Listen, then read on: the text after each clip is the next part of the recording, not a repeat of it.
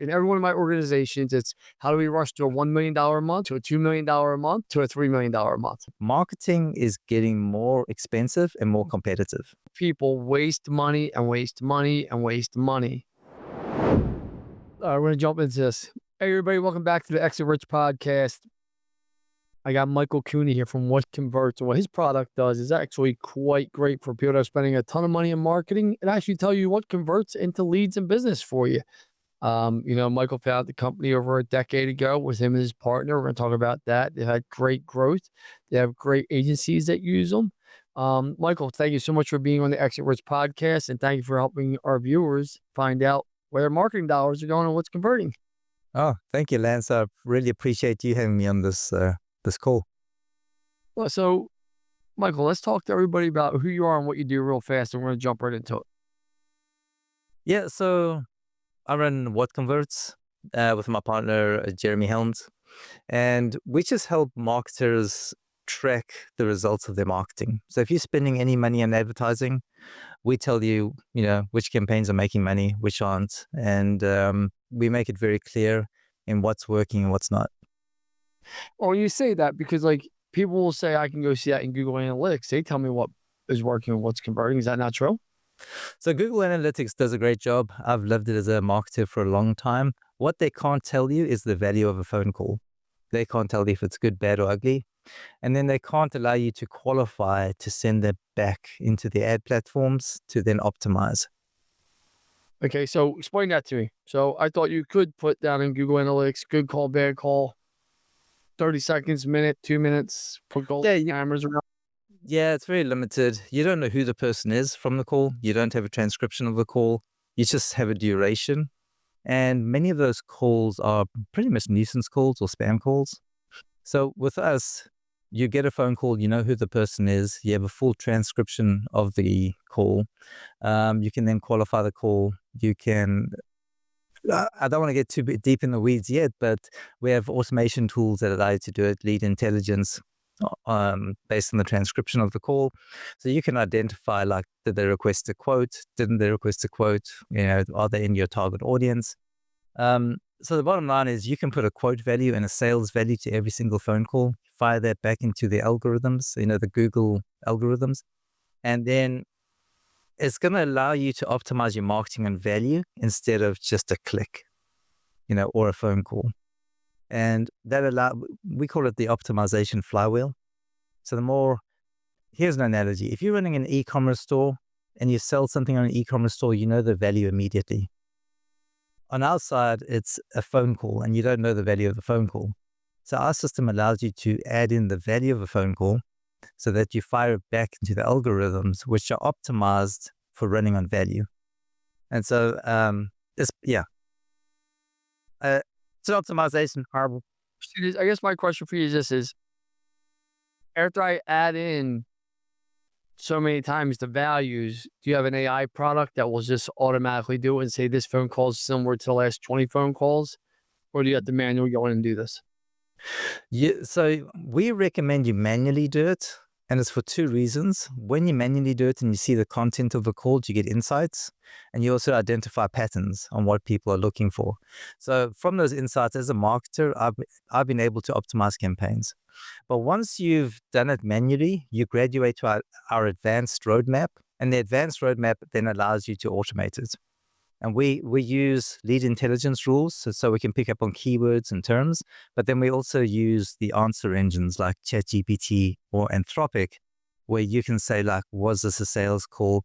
Was it for a roof repair or a roof replacement? And if it's, did they tell you the square footage or whatever you use to quantify the value of a job? And then based on that, we can then automatically provide a value and send it back. So to answer your question is, you can do it manually, you can do it with automation, or you can do it through integration with the CRM.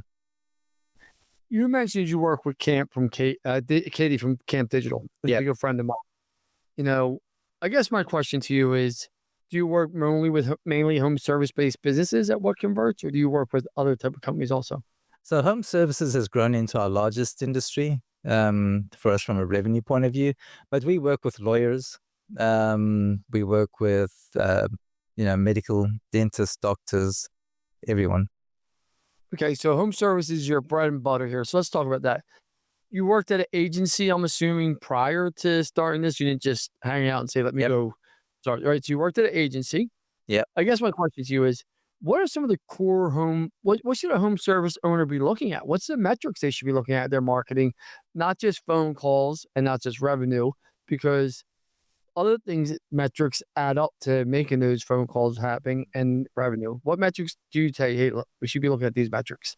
Yeah. So, I mean, it's been a journey. So, yeah, you're right. I was running a marketing agency, and I remember going into clients' offices and saying, like, hey, we doubled leads. Isn't that great? And then they'd tell you, well, I'm not sure. It looks, a lot of these leads feel like they're from existing customers, or, those kind of questions. And I didn't have the tools to answer it. So we built WhatConverts to answer those questions. So tracking leads, surprisingly, a lot of companies come to us and they're not even tracking leads effectively. So we say, start there. Track leads back to your marketing so you know which marketing channels are driving your leads. And then level up and go track how many quotable leads. So how many leads did you get that you actually provide a quote? And then level up to quote value. Then get the quote value on every lead. And then from there, get the revenue on every lead. So I'm a big proponent on using quote value as the value you send back to the ad platforms, because you can get it like within a couple of minutes. Sales value could take a week to get, when you invoice a client for doing the job. And the algorithms in the ad platforms work on a millisecond level. And we're saying, like, you can get quote value quicker and it's representative of the sales value. Get that back to the algorithms, and that allows them to optimize so much quicker and more accurately. When people are saying, hey, listen, there's so many different marketing agencies out there, they're tough to deal with because people are not sure who's telling the truth, who's not, what's going on. That's why I was looking for other KPIs that you might know of, saying, hey, listen, these are core KPIs that can't be faked by any marketing agency. Mm-hmm. What do you think somewhere out there? Those ones, leads, quotable leads, quote value, sales value. So an interesting story is we have agencies come to us and they said, since using WhatConverts, we have doubled the number of customers and we use WhatConverts in our sales pitch. And they're like, well, why is that? It says, well, WhatConverts is a tool for trust and transparency. So they go to the prospect and they say, like, look, we're going to use this tool to track all the marketing. You can come in here, you can see the leads, you can see the actual name of the people coming in, you can see the value, you can hear the phone call, and it's all tied back to marketing. So you will know whether we're driving legitimate leads for your company or not. So it's the trust and transparency factor that WhatConverts gives agencies from the platform we've built. Do you guys integrate with Service Titan? I mean, that's the number one home service-based CRM in the country. Do you guys integrate with them? How's that work? We love Service Titan. We love, so give me LFG. Yeah. No, we love Service Titan, and Katie from Camp Digital, they integrate with them. And, what we love about them is when a sales agent takes a phone call, they book an appointment, that fires directly back to us and says, like, hey, an appointment was booked. And this was the job type. And then based on the job type, we can get a quote value. I mean, you have all this data, right? I got to ask you, do people come directly to you and do you represent them still as an agency? No. So you just represent agency. Okay, so by now you have all this data. So I want to independent ask, if you had a budget when you were a home service-based business, Facebook, Google, SEO, PPC, email marketing, video marketing, where are you putting your dollars first? You stack rack them. So Google. Don't say you don't know, because you got to know. You have the data. See what's converting out there, and the people want to know, Michael. Oh, people are predicting the death of Google Ads because of ChatGPT, and I can tell you, Google Ads ain't going anywhere. So Google Ads aren't going anywhere. Yeah, Google Ads is still number one.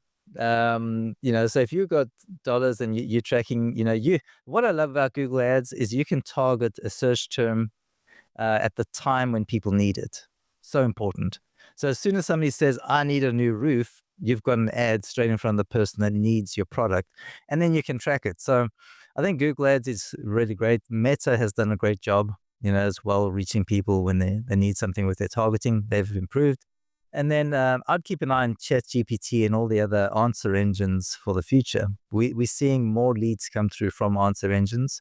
And I'm predicting that those answer engines are going to bring out an ad platform.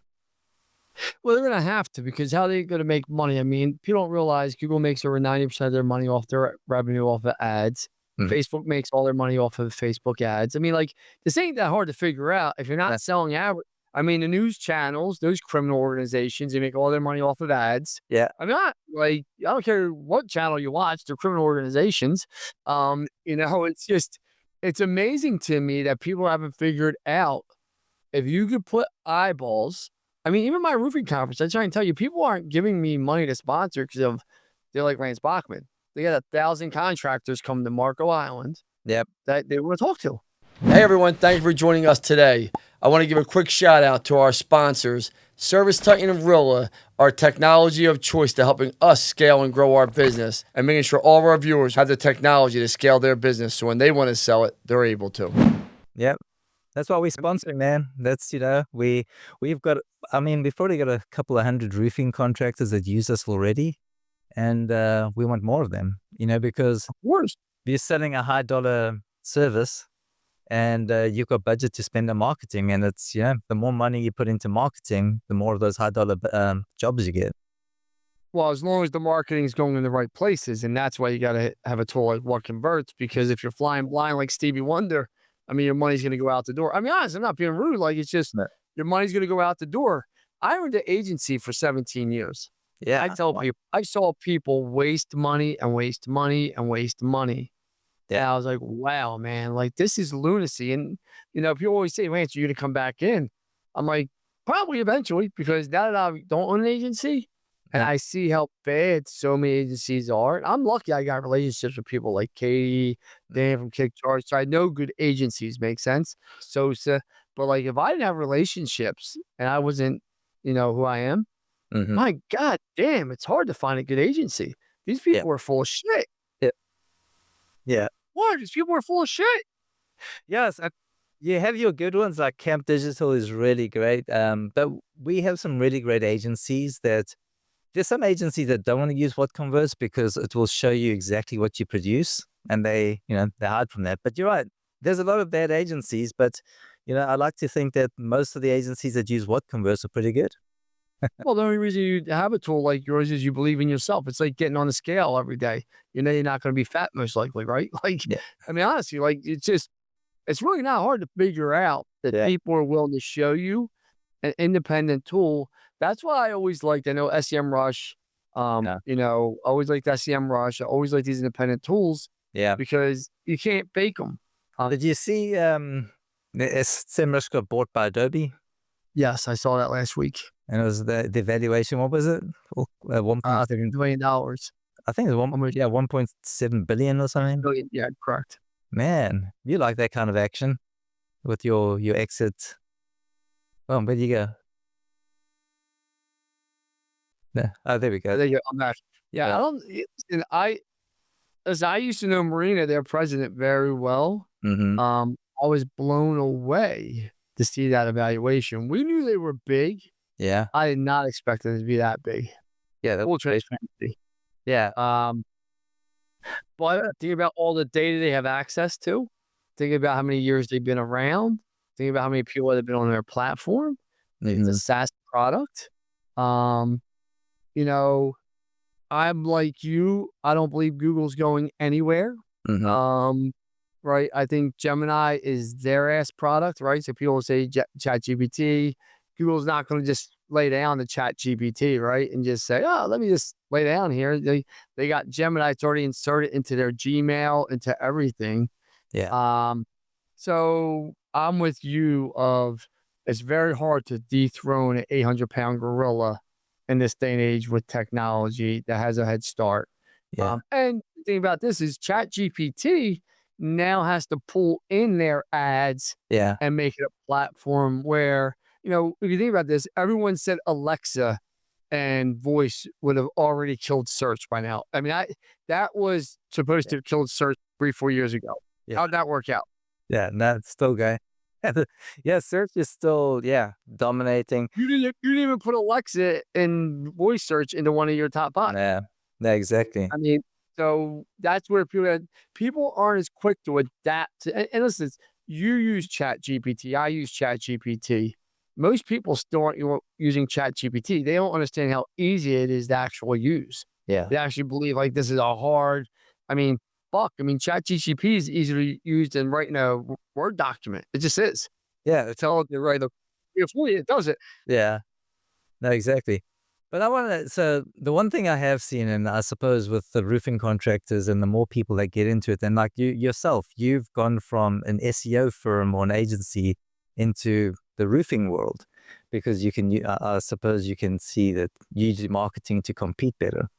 But I'd say what I have seen in the history of the 10 years is marketing is getting more expensive and more competitive. And I've seen the companies, and I think this is important for the contractors to understand, is that you got to be aggressive in your spend, but you got to be aggressive and smart.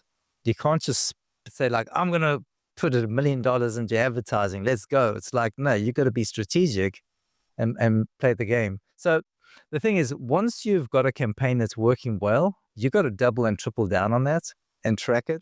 Feed the beast. Feed the beast, yeah. And then, so I think that's such a big lever in how much you spend on advertising once you get it working. And the guys that get there, get it working, and then yank on that lever, they leave people behind.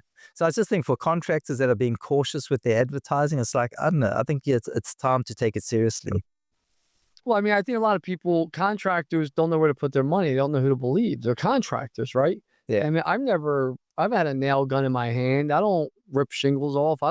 Never did HVAC, right? Never did painting, right? When I had an IT company, I never was doing your Wi-Fi. People were like, can you help me with my computer? Help me with your computer. Like, what? Well, no. No, I can't help your computer. But I understand that and I just believe this, I believe everyone's a sales organization. I believe you're a sales organization. I believe we're a sales organization. So once you accept that, life gets that much easier. Yeah. That I'm a marketing organization and I have to know marketing, right? We talk about marketing all the time here at LB Capital. We're constantly talking about marketing, what our messaging and what we're doing. We want to be that tall, good looking, 6'2" blonde guy in the room with blue eyes, everyone's staring at, right? That's all marketing is. How do I catch eyeballs to me, right? Then we got to be recruiting, right? Why would people want to come work with us? Not for us. Why do you want to come work with us? Recruiting, right? Recruiting is the mission bigger than one individual? Yes. So Yes. this is how we're going to go build this. And then we're a technology company, right? If we can get those 4 pillars down, right? Yes, you got to have leadership systems and processes and other things, right? Mhm. But if we can take those 4 pillars and execute on them, most likely our companies are going to grow. Okay. Because that was interesting. When I spoke to Jay, your CEO of LB Capital, he was saying that you guys run very similar playbooks to what for your roofing companies that you did for your agency. 100%. So Bill's my CEO. Is that who you talk to? Yeah. Bill. Yeah. Yeah, Bill. Yeah, I mean, nobody can remember. He's kind of, I mean, he's not really memorable, but that's okay. That's lame. Remember him sometimes. If for a reason it is, I love you, Bill, but I don't mean, forgettable. You're not going to forget me. No, I'm not going to forget you. So we spend 8 to 10% of what our budget is every single month. Okay. So we're constantly having our foot on the pedal, leads, but then we're looking at book rate from our CSRs. We want to know our appointment rate ran because people call back and cancel. Then we want to see our close rate, average ticket. I mean, these KPIs we live and breathe by, right? Yeah. And then we're getting our daily numbers. So like, we're never letting our foot off the gas pedal. That's off the table, right? In every one of my organizations, it's how do we rush to a $1 million a month, to a $2 million a month, to a $3 million a month, right? Like that's just that simple, right? We want to get to a $1 million a month, big goal, right? For every organization. How do we get to a $2 million a month? Big goal. Yeah. $3 million a month, big goal. And then you grow from there. So I think if you understand that, you can never take your foot. And then some people will say there's seasonality. Should I pull back my marketing? No, why? Why would I pull back? I want those leads. Well, I'm going to pay more because it's slower. I might, but you know what? Having my salespeople home doing nothing, they're going to go find someone else to work for. Yeah. Yeah, absolutely. Right. So even like alert times, yeah, you want to Yeah, that's when you grab more market share. Well, that's the whole thing. You got to be available. Here's a question for you. What do you think the most overlooked marketing, like the gems are, like people don't even think about doing? What do you think the most overlooked marketing is by most people? The most overlooked marketing, in terms of the channel or like where they put their money. Because I mean, we Yeah, specialize. like maybe OTT, buses, billboards, radio, television, like direct mail. Where are people that you're saying, hey, this converts very well? Yeah. Most people just aren't even looking at it. So the obvious one, word of mouth is terrific. That's everyone knows. Good word of mouth is great. But we mentioned Google as well. Google My Business. Your Google business profile for a service industry. We see a ton of leads come from there. So that's something that's organic. With there, you got to have great reviews. But yeah, Google My Business or Google Business Profile. They keep changing the name. That's sometimes. Question for you. Why do so many businesses not focus on reviews? I don't understand that. Like, you'll still Google someone's name and they don't have any reviews. And then someone leaves you the 1 star and they're like, Jesus Christ, you're a 1-star review and that's it. Well, you had 10 years of business Yeah. and you never asked anyone for a review. And finally someone got pissed off and slammed you. Yeah. No, I think the guys in the review business have done a good job because a lot of contractors now do a pretty good job. But you're right. The ones that are doing a good job are the ones that are winning, and you see them at the top all the time. So without reviews, you're kind of screwed, because when I get a contractor, the first thing I do is go check out their reviews. So, of course. Yeah. I mean, my wife handles everything, but she's always come back to me. What do you think of this review? What do you think of this review? I'm like, listen, you did the research, make a decision, God damn it. But but that's besides the point. But she's constantly looking at reviews. I barely look at reviews, right? Because I don't barely make any decisions in my house. Okay, yeah. Right. So it's a very different process. Last question for you. What would you tell a roofer, HVAC person, painter? What should be the first thing they should do if they want to get serious about marketing? What should be the first thing they should do, right? It should be an evaluation. Am I looking at myself internally? Yeah. Where should I start that process? The first thing you should do is sign up for WhatConverts. Oh, like that. There you go. No, but seriously, it's like, I think differentiation is a big deal when I'm looking from marketing. So it's like, how do you differentiate? How are you different from the other 10 roofers? Like, answer that question, And I think with a lot of times, a lot of people aren't looking for the lowest price. I find a lot of contractors, they try and come in at the lowest price. I just think they're wanting someone they can trust, does high quality work. And if you can differentiate yourself in the market and understand like why you're different to somebody else, it's just your conversion rates are going to be better. You're going to get higher quality jobs. So yeah, I don't know. Is that a good answer? Hey, how does somebody get a hold of you if they want to get a hold of you, Michael? Yeah, on LinkedIn, Michael Cooney. Michael Cooney. Well, I want to thank you. The roofing conference is sold out. I would tell you to get your tickets, but it is sold out. And it's been sold out for about 2 weeks now. So sponsors are sold out. Elite VIPs are sold out. 1,000 people down in Marco Island next week. I look forward to seeing you there, Michael. If you need anything, let me know. All right, my friend? Okay. Thanks, Lance. Thanks, Michael. Cheers then.